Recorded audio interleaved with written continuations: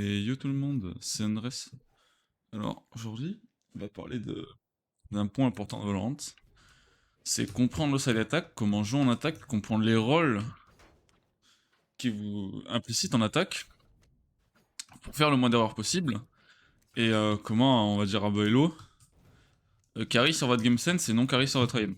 Parce que les gens sont trop cons, et les gens défendent en attaque et attaquent en défense les trois quarts du temps. Alors que c'est une débilité. Donc je vais pas rentrer... je ferai peut-être des tutos plus tard, mais je vais pas faire. Alors, comment CPL sur le A, comment CPL sur le B. Pourquoi le A est le meilleur site pour jouer post-plant. Non, ça, pas besoin d'en parler. On est juste là pour parler des rôles d'attaque, comment jouer l'attaque, et, euh, et globalement, ce qu'il faut comprendre. Donc déjà, il faut comprendre que en attaque, il vous faut toujours, au minimum, une extrémité. Donc l'extrémité, c'est le mec qui va être tout seul et qui va cover le cul. Donc si ça push, hop là, je mets mon headshot et je repars. Ça, c'est une extrémité. Il faut savoir qu'une extrémité ne doit jamais mourir. Parce que si vous êtes... on va dire, on parlera après. Mais vos quatre collègues, ils sont là, ils travaillent leur site. Si vous êtes là que vous mourrez, t'as lui, le mec qui est là, il fait... Oh, un mort. Il peut relâcher, hein. Il peut relâcher, hein. Il peut repartir.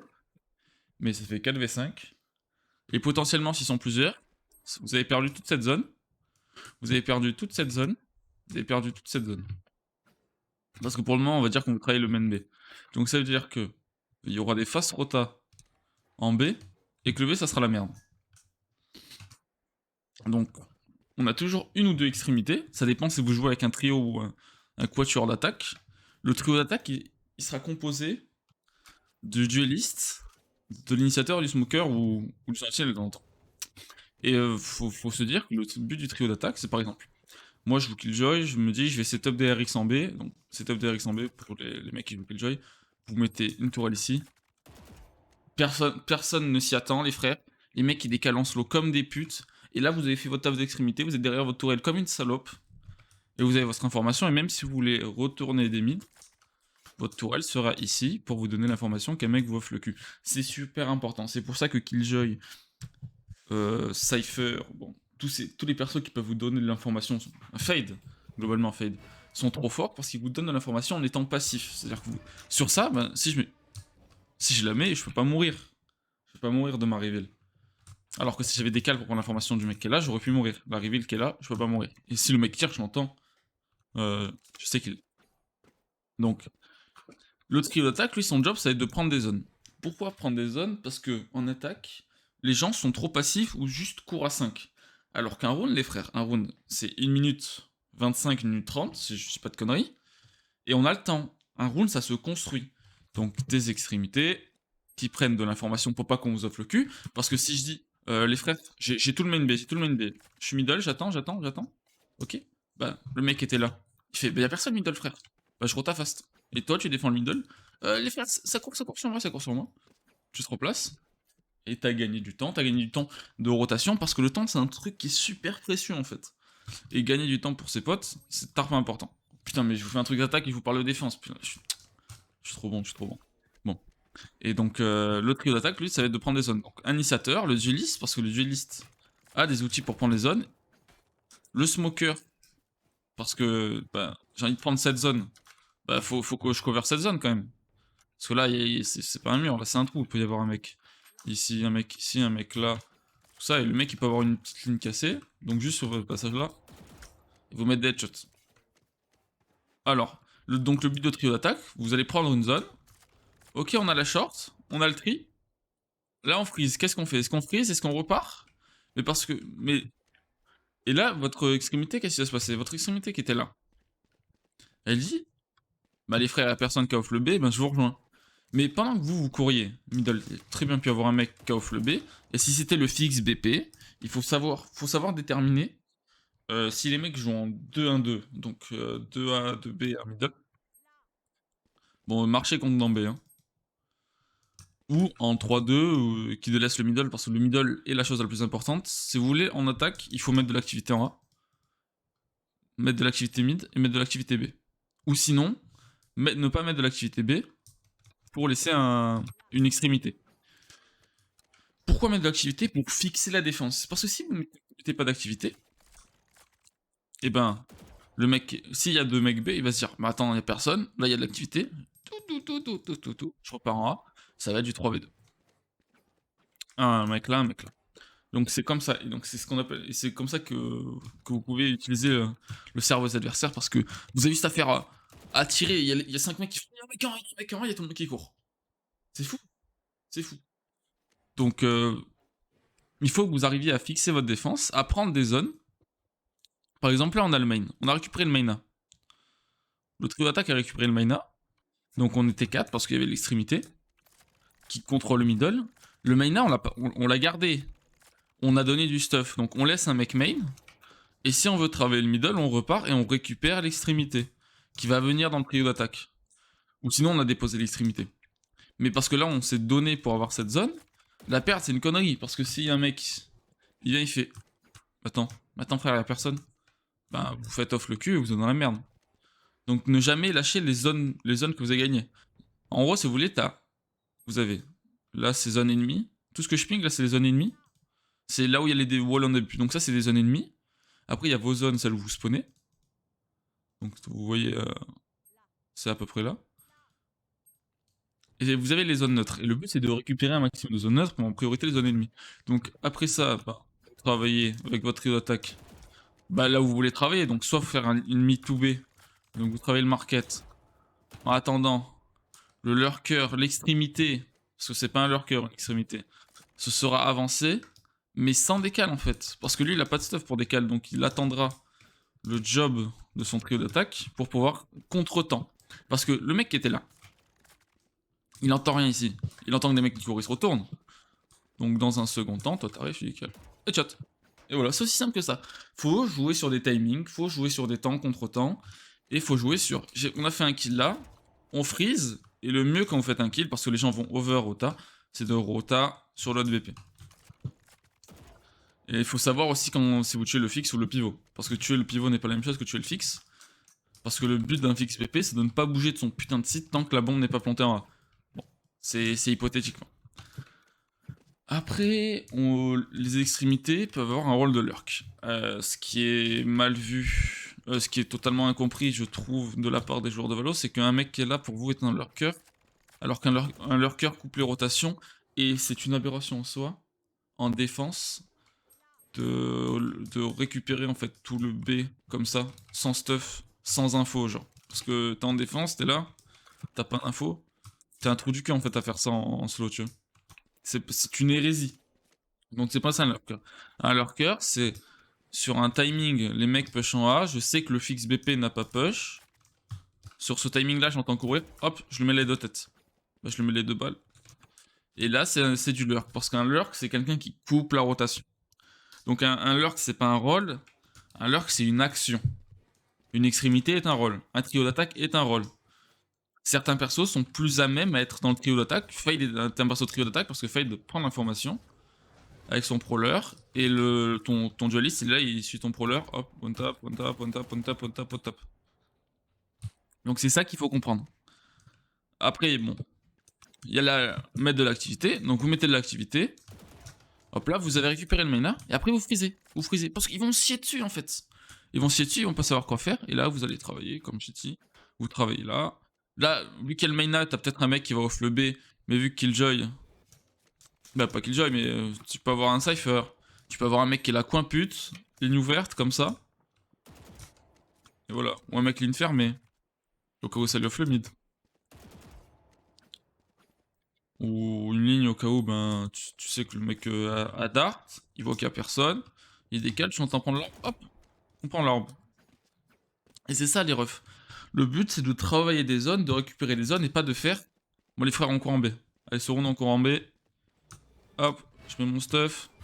Sachant que mon stuff là est une aberration.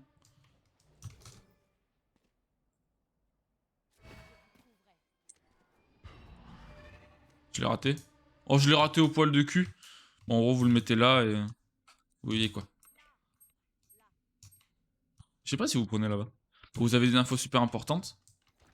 Et voilà, et vous mettez une smoke là, une smoke là. Prenez un faux bout. Vous pouvez mettre une molly ici. Mais après, Voilà, c'est vraiment du travail avec votre équipe, il faut communiquer, et il faut proposer des choses. Ensuite, de quoi je voulais vous parler? C'était quand vous prenez une zone, ça m'est arrivé, récemment, donc c'est pour ça que j'ai envie de péter mon crâne. Game sur Split, défense, je fais 16 kills avec Jets, tout le monde me suce la bite et me dit vas-y, je te flash là, vas-y, je te fais 6, viens, on fait ça, viens, on fait ça. Et ça, c'est génial, les frères. Quand vous êtes initiateur, proposez des choses à votre dueliste et les mecs me mettaient du stuff. Ce qui m'a permis de faire des kills là sur une round et de dominer la défense sur Split. Mais une fois passé la phase d'attaque, j'étais la pute et plus personne n'a mis de stuff. Et c'est super important de mettre un stuff. Si un mec à l'opérateur là, bon, vu qu'il sait pas tirer, vous pouvez jiggle, vous pouvez faire ça, mais non, mettez-lui une smoke, ou sinon flashez-le pour casser sa ligne. Je suis à l'opérateur. Ici. Comme ça. Tu mets ta flash, je peux pas l'esquiver, tu casses ma ligne, donc je vais devoir lâcher la ligne, prendre une autre ligne, et là vous pouvez venir me baiser ma mère avec un dog, avec des flashs, vous pouvez smoker, pareil pour là. En fait, les trois quarts du temps, imaginons on a breach, ça c'est ma flash de breach, il flash là, et là vous pouvez décaler shot, les trois quarts du temps les mecs au début de round ils font ça. Oh je décale bien large, oh je donne mon cul, oh l'opérateur short. Alors que vous savez, décaler toujours sur du putain de stuff. Ici aussi, arrêtez de faire ça comme des mongols. Ça sert à rien. Tu mets une flash, hop, on récupère. Pas forcément une flash.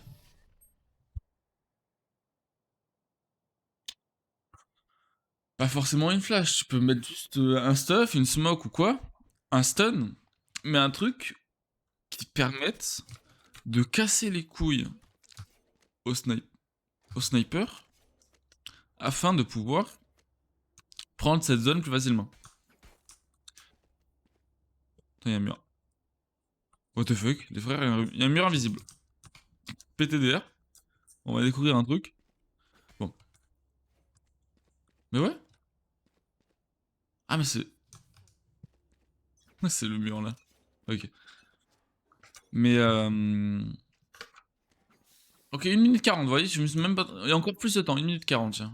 Je me suis même trompé. Tout à l'heure j'ai 1 minute 25 et 1 minute 28 quand même, hein, je suis trop con.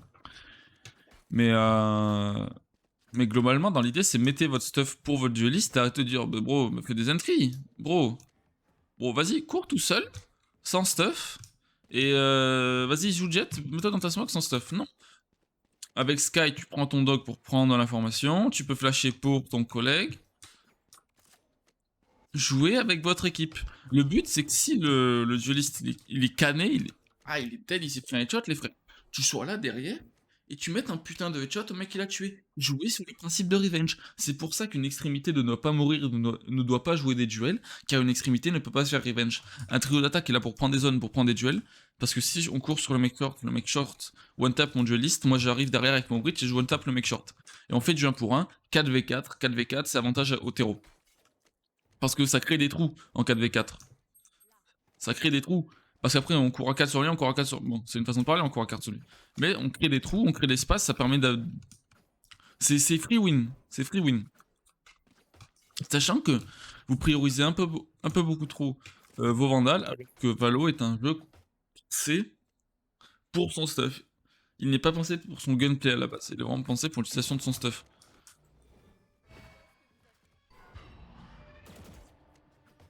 Vous comprenez ou pas les refs? Je crois que j'ai globalement tout dit, parce qu'on va parler de globalité. J'ai rien d'autre à dire. À part oui, en fonction du perso que vous jouez, c'est un peu obvious dans quel rôle vous allez être, à quel endroit vous allez être. Si vous jouez Sentinelle, les frères, n'allez pas dans le trio d'attaque. À part si vous n'avez pas de smoker ou quoi.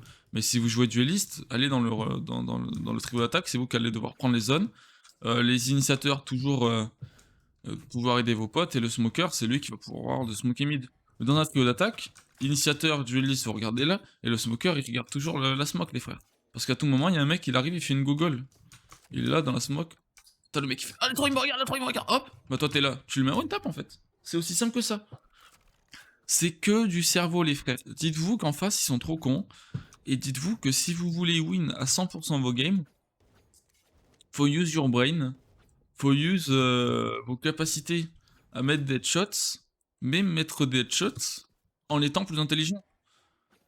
C'est si je suis là, 100% de win de 100% de chance de gagner mon duel. Le mec il va peut-être plus push, prochain round il va faire ah je m'y attendais. Mais toi tu seras là en fait. Tu seras là, tu vas lui baiser sa mère. Parce que tu l'auras tué 1 ou 2 fois ici. Et que le mec va s'y attendre. Toujours varier vos setups, toujours varier vos zones de travail. Et ne soyez pas obvious dans vos déplacements. Ne soyez pas obvious, bah, on a un truc là, on a un truc là, tous les rounds on va faire encore plante. Tous les rounds on va faire ça. Non. Travaillez de temps en temps le main A, travaillez le main B, travaillez le middle étant la zone la plus importante de Ascent. Mais si vous pouvez travailler le main B, travaillez le main B, on laisse l'extrémité ici. Bon, jouez à un endroit où vous pouvez être safe, genre sur une flash. Parce que tu te mets là, t'es pas safe sur une flash. Mais de garder la ligne, parce que le mec, si toi t'es là, et que le mec il récupère la ligne comme ça sert à rien que tu sois là en fait. Vous comprenez ou pas? Faut garder la ligne. Parce que vous n'avez pas des persos vous donnant de l'information gratuitement. Euh... Je... Je vois pas quoi vous dire d'autre. Je pense que j'ai globalement tout dit. Non, je peux vous dire que les sec à 5 c'est viable. Mais ça sert à rien si vous juste vous courez début de round et après vous faites ben on repart, ça sert absolument à rien. C'est soit vous faites une exit, soit vous courez, parce que les mecs ils sont en short buy, soit rien. Mais priorisez vraiment, surtout si vous jouez à 5, hein, si vous jouez à 5 les frères, pour apprendre c'est une dinguerie. Et il faut qu'il y en ait un qui lead, et il faut qu'il y en ait un qui insulte la mère des mecs qui comme pas, qui proposent rien genre. Ou qui parle pas, le dueliste, le lead doit dire on prend ça, ça, ça, et après c'est le dueliste, l'initiateur qui dit attends je te flash, vas-y décale, tout ça, tout ça. Si basique que ça. Bon, après, ça vient avec le temps, c'est une façon de parler. Vous pouvez dire, vas-y, décale-moi, vas-y. Ça part. Blanc. Tac. Tac, tac, tac, tac, tac. Et voilà. Mais si vous arrivez à comprendre ça, si vous arrivez à comprendre comment jouer la défense, comment mettre des headshots, je pense que vous aurez compris Valo. Et vous serez peut-être meilleur que certains ascendants IMO en termes de brain, frère. Parce que ce que je vois, c'est grave, les frères. Je ne m'en sors plus, les frères. Je suis en dépression. Je me demande comment ils font, en fait, pour être aussi nul à chier en étant ascendant. C'est grave. Et imaginez si moi je me demande. Alors vous, qu'est-ce que vous devez vous dire? Je sais pas les frères. Bon, sur ce, je vais vous faire des bisous. Je vous fais un gros merci pour ma vidéo qui a atteint les 17K là. C'est une dinguerie les frères. J'ai pas pu poster là la semaine dernière, j'étais en période de révision. Ben, période de révision, période de contrôle. Mais voilà. Sur ce, des bisous, à la prochaine et... alors, on m'a demandé des tutos, genre fade tout ça, mais en fait je trouve que ça serait des tutos un peu trop simples parce que un bon tuto fade c'est des poses de line-up et juste expliquer tes sorts c'est important et tes sorts servent à prendre une zone, servent à anti-rush dans une molly, dans une smoke. Prendre de l'information aussi, si ça prend de l'information. Je mets ça, ben le mec, si ça active, je sais qu'il y a un mec là, tu vois. Pareil pour ici. Pareil pour là, vu que ça passe à travers le mur, je crois. Tu vois, c'est-à-dire que si ça s'active, je sais qu'il y a un mec. Globalement, c'est ça. Mais ça serait trop simple, ça serait des vidéos d'une minute 30, ça serait inutile. Donc, voilà, quoi. Donc sur ce, bah, je vais faire des vrais bisous cette fois. J'ai toujours cette tendance à parler, à raconter ma vie. Bah, si vous avez des demandes de tutos, ouais, hors perso, ou sinon je trouverai comme Killjoy, où ça durait 20 minutes, même parce que je connaissais vraiment le perso. Dites-le moi dans les commentaires. Et si ça vous a plu, bah, abonnez-vous, lâchez un like. Si on est des suceurs. Et venez sur Twitch. Les fréritos. Bon allez, des bisous les refs. Ciao ciao. Ciao ciao ciao.